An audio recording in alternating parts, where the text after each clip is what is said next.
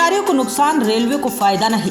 हट धार्मिकता में यात्रियों की सुरक्षा से खिलवाड़। लोको पायलट को इंदौर ले जाने की पश्चिम रेलवे की तुनक मिजाजी से उज्जैन को होगा विपत्तीय नुकसान। यूनियन को रेलवे जवाब देने की स्थिति में नहीं। जी हां, उज्जैन पश्चिम रेलवे रतलाम मंडल प्रशासन उज्जैन को सीधे सीधे नुकसान पहुंचाने की गतिविधियों को अंजाम देने के लिए हट धार्मिकता अपनाए हुए हैं। उसके निर्णय से रेलवे कर्मचारियों को नुकसान है और रेलवे को कोई फायदा नहीं। इसके साथ ही यात्रियों की सुरक्षा से खिलवाड़ की स्थिति बनने लगी है। इसके बाद भी रेलवे प्रशासन ये जवाब नहीं दे पा रहा है कि आखिर इस निर्णय को क्यों अमल में लाया जा रहा है। खास बात तो यह है कि इससे उज्जैन के राजस्व को सीधे सीधे नुकसान सामने दिखाई दे रहा है। फिर भी जनप्रतिनिधि मौन होकर इस हट धार्मिकता को अंगीकार कर रेलवे प्रशासन के सामने घुटने टेके हुए हैं। रेलवे के संयुक्त मोर्चा ने इसके विरुद्ध आंदोलन छेड़ रखा है। 64 दिन से क्रमिक भूख हड़ताल चल रही बच्चे और महिलाएं सड़क पर बर्तन बजा चुके हैं। इस पर भी रेलवे प्रशासन का दिल नहीं पसीजा है। पश्चिमी रेलवे रतलाम मंडल प्रबंधक ने 20 मार्च 2023 को उज्जैन के लोको पायलट यूनिट को इंदौर शिफ्ट करने का एक आदेश जारी किया था। यह आदेश रिव्यू के तहत किया गया है, लेकिन रिव्यू के नाम पर सीधे सीधे हट धार्मिकता को अपनाया जा रहा है। करीब 350 लोको पायलट से जुड़े परिवारों को सीधे सीधे इस आदेश से प्रभावित किया जा रहा है। उनकी सामाजिक, आर्थिक एवं पारिवारिक व्यवस्था को सिरे से रेलवे प्रशासन अपनी हट धार्मिकता से तबाह और बर्बाद करने की मंशा के तहत कार्य कर रहा है।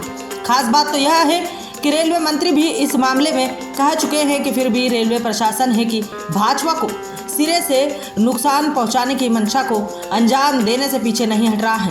भाजपा के जनप्रतिनिधि इस मंशा को जानने से उपरांत भी रेलवे प्रशासन के सामने घुटने टेके बैठे हैं और रोम जल रहा है, नीरो बंसी बजा रहा है कि तर्ज पर लोको पायलट परिवारों की बर्बादी का नजारा देखने का इंतजार कर रहे हैं।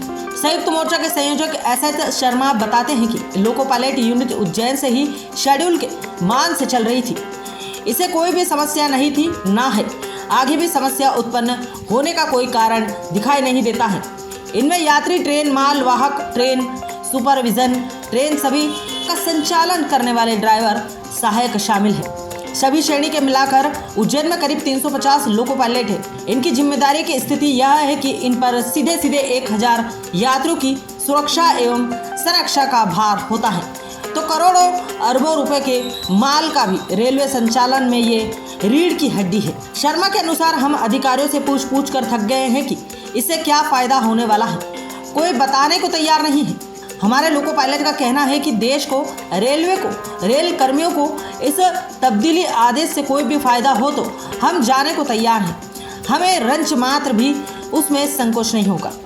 इससे विपरीत सभी को नुकसान की स्थिति जरूर सामने आ रही है। रेलवे कर्मी बताते हैं कि उज्जैन से लोको पायलट को इंदौर ले जाने को लेकर रेलवे प्रशासन खुद ही स्पष्ट नहीं है कि आखिर इसे इंदौर क्यों भेजा जा रहा है। ना तो काम में कोई फर्क है, ना ही समय में कोई फर्क है। रेलवे इस आदेश के पीछे का अपना मंतव्य स्पष्ट नहीं कर पा रहा है। कर्मचारियों को स्पष्ट रूप से कारण भी नहीं बताया जा रहा है। इसको लेकर रेलवे के अधिकारी बात तक करने को तैयार नहीं है। पिछले दिनों पश्चिमी रेलवे के महाप्रबंधक के साथ रेलवे यूनियनों की बैठक के दौरान यह मुद्दा उठाने पर कर्मचारी यूनियन की तरफ से सवाल किया गया था कि इस निर्णय से रेलवे को क्या फायदा होने वाला है, तो कोई जवाब नहीं दिया गया। लोको पायलट बताते हैं कि पश्चिमी रेलवे रतलाम मंडल प्रशासन के इस निर्णय से चहुं और नुकसान ही नुकसान होगा। खुद रेलवे प्रशासन को भी अपने निर्णय से नुकसान ही होना है। रेलवे प्रशासन कालिदास की तरह जिस डाल पर बैठ रहा है उसे ही काट रहा है। उनके अनुसार उज्जैन में रेलवे के 900 से लगभग आवास है। इन आवासों में अधिकांश लोको पायलट निवास करते हैं। इनमें से कई ने उज्जैन में ही अपने खुद के आवास खरीद लिए हैं। सामाजिक, आर्थिक, पारिवारिक रूप से यह अपना अस्तित्व खड़ा कर लिया है। यही नहीं, उज्जैन में रेलवे का 1000 करोड़ से ज़्यादा इंफ्रास्ट्रक्चर है। इसी के तहत आवास भी है। ऐसे में अगर लोको पायलट को इंदौर भेजा जाता है तो उनके मकान रूपी संपत्ति को औने पौने दाम में बेचकर इंदौर जाना होगा। यही नहीं, उनका परिवार भी बिखराव होगा। उज्जैन में रहकर वह अपने बुजुर्गों की सेवा कर पा रहे हैं, इंदौर जाने पर वह इससे महरूम हो जाएंगे। इंदौर में उस पर अधिक आर्थिक भार होगा। बच्चों की शिक्षा पर उसे बेचा खर्च करना पड़ेगा। इसका दूसरा पक्ष उज्जैन से इनके जाने पर नुकसान की स्थिति के रूप में सामने आएगा। उज्जैन में इनके द्वारा खर्च की जाने वाली लाखों की राशि सीधे तौर पर यहाँ के बाजार से कट हो जाएगी। तो पिछले कई दशक से आर्थिक मार झेल रहे उज्जैन को फिर से एक नुकसान होना तय है। सामाजिक रूप से वह अलग थलग होकर रह जाएंगे। उज्जैन में वह सामाजिक रूप से अपनी जिम्मेदारी का निर्वहन कर रहा है, जिसे बढ़ावा दिया जाना चाहिए।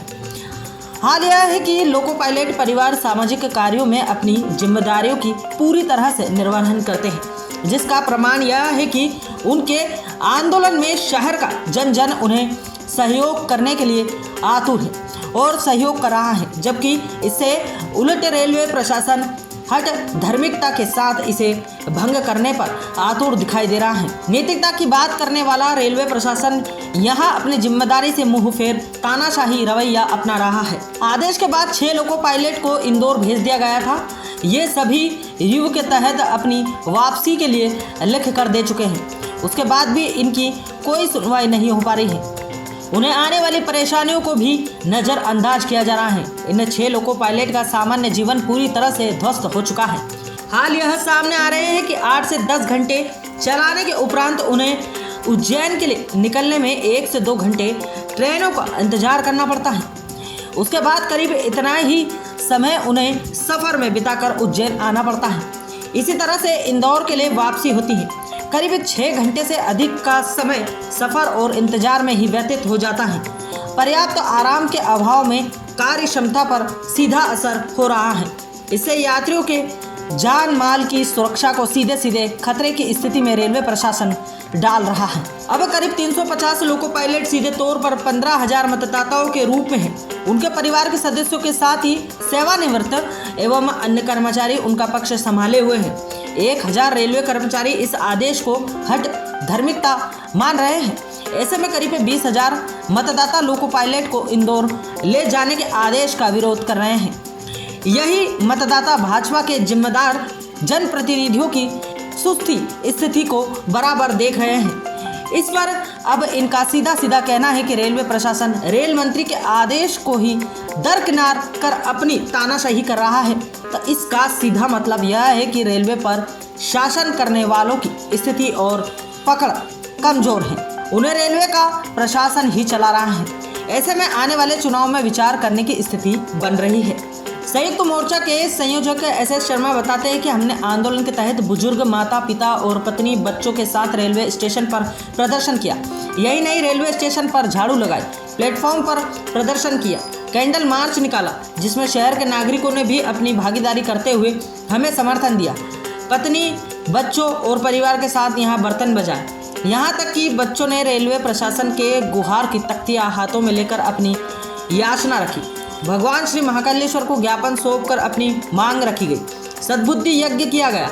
जनप्रतिनिधियों से संयुक्त मुलाकात कर अपनी समस्या और रेलवे प्रशासन की हट धार्मिकता से अवगत करवाया। यहाँ तक कि रेलवे मंत्री के आगमन पर उनसे मुलाकात कर उन्हें पूरे मामले से अवगत करवाया, जिस पर उन्होंने तत्काल ही DRM को बोला भी। लेकिन इसके बाद भी रेलवे प्रशासन अपनी हट धार्मिकता को छोड़ने को तैयार नहीं है। क्रमिक भूख हड़ताल का सोमवार को 64वां दिन रहा। रेलवे प्रशासन ने इसी वर्ष हुए आदेश पर लोको पायलट को इंदौर ले जाकर सीधे तौर पर उज्जैन को नुकसान पहुंचाने का काम कर रहा है। इस आदेश को रिव्यू के तहत जारी किया गया है।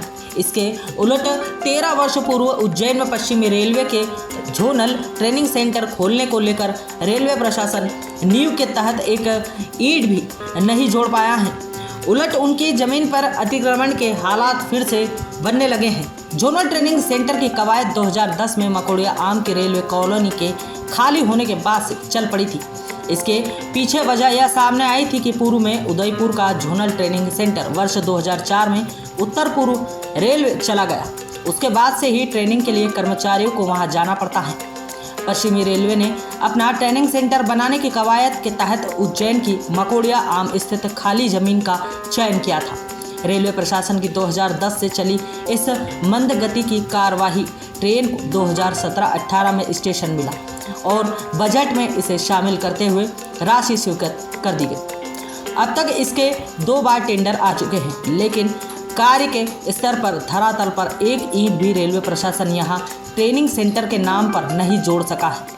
मात्र कागजाई मुँह जवानी घटजोड़ कवायद से सामने आई है। उनके अनुसार केंद्र सरकार के बजट में इस साल उज्जैन के लिए रेलवे ट्रेनिंग इंस्टीट्यूट को शामिल कर लिया गया है।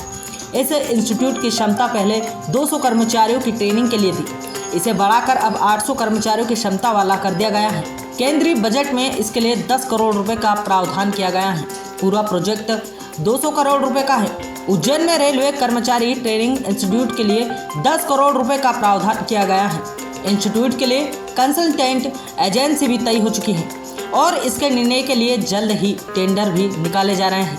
बजट में टोकन राशि आवंटित होने के बाद इस बात की पूरी संभावना है कि साल के बीच में कभी भी इस प्रोजेक्ट के लिए पूरी रकम जारी की जा सकती है। ऐसा पिछले साल भी हुआ था। केंद्र सरकार ने उज्जैन इंदौर रेल लाइन के दोहरीकरण के लिए 100 करोड़ रुपए का प्रावधान किया था और जून महीने में इसी प्रोजेक्ट के लिए 178 करोड़ रुपए की मंजूरी दी गई थी। आगर रोड पर मकोड़िया आम नाका क्षेत्र में रेलवे की खाली पड़ी जमीन पर ट्रेनिंग इंस्टीट्यूट का निर्माण किया जाएगा। उज्जैन में खुलने वाले ट्रेनिंग इंस्टीट्यूट में पश्चिमी रेलवे के सभी मंडलों के कर्मचारियों को ट्रेनिंग दी जाएगी। इस इंस्टीट्यूट के खुलने के बाद उज्जैन में रोजगार बढ़ाने में मदद मिलेगी। प्रत्यक्ष अप्रत्यक्ष तौर पर 2000 से ज़्यादा लोगों को रोजगार मिल सकेगा।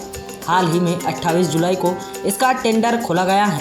3 माह बीतने के बाद भी टेंडर में क्या हुआ और कब से काम शुरू होगा, 13 साल बाद भी कागजी स्तर पर सामने नहीं आ पा रहा है।